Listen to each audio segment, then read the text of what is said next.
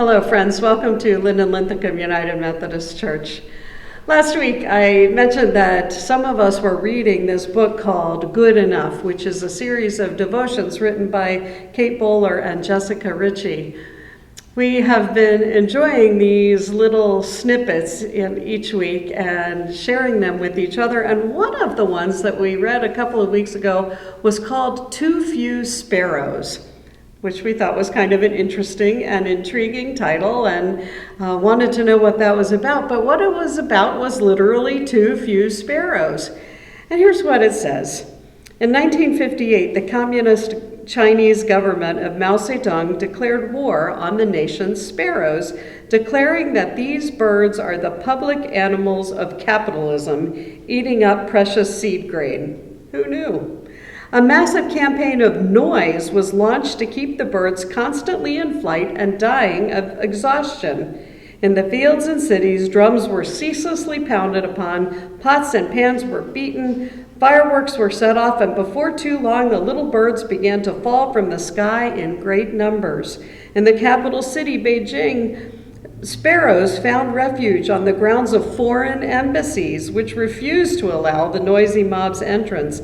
But the buildings were surrounded by cacophonous groundskeepers who kept up a constant assault. This tactic was so successful that workers at the Polish embassy had to use shovels to clear the precinct of dead sparrows. China was victorious in its war, and soon the numbers of live birds had reached extinction levels. Now, I didn't know about that. Did you know about that? It's an interesting thing. These sparrows were eating precious grain without asking permission or paying for it or being rationed a certain amount or any of that. And so they were going to get rid of that. Here's the problem. They only thought about that one little thing, that the sparrows were eating some grain that could have been used for people. That's what they were thinking, I think.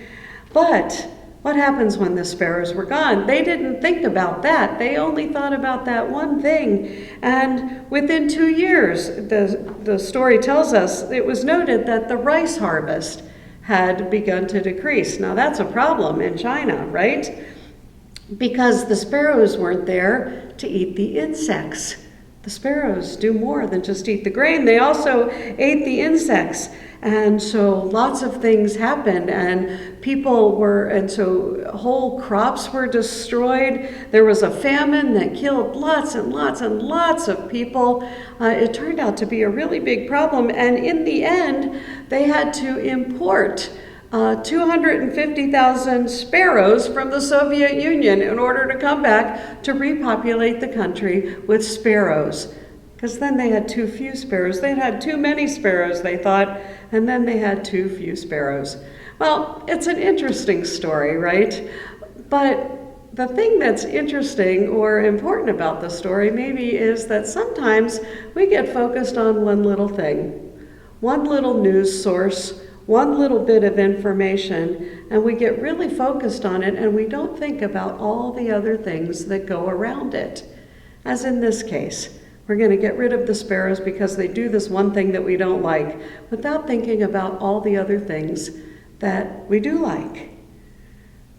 We listen to one set of news sometimes, one set of opinions, one set of people or commentators or viewpoints, and we don't listen to all the other things that are around it. And when that happens, sometimes we really miss some important things, some life-giving things, like they miss the fact that the sparrows were also eating the insects that destroyed the rice harvest. What happens when we do that? We get narrow, we get rigid, we are not able to listen to what other folks have to say. Our communities become smaller instead of larger. Here's something else that it says in this little devotion. It says, if we're going to be the kind of people who build a more equitable world, work toward peace, and fight for justice, there must be room for anger and lament. But how will we know when we're on the right track? We can search for the signs. There will be love, joy, peace, patience, kindness, goodness, gentleness, faithfulness, and self-control. These are the gifts of the Spirit, which remind us that truly God is present. So when we look around for what happens to us as a result of what we ingest, what we take in, what opinions we receive, what voices we are willing to hear, what is the fruit of all of that? Is it the fruits of the Spirit, or is it a narrow-mindedness that closes out all other information and in the end causes us great harm? Let's ask God in these days to expand our hearts, to expand our minds, and to allow our lives to demonstrate the fruits of the Spirit. It'll be a blessing. Thanks be to God. Amen.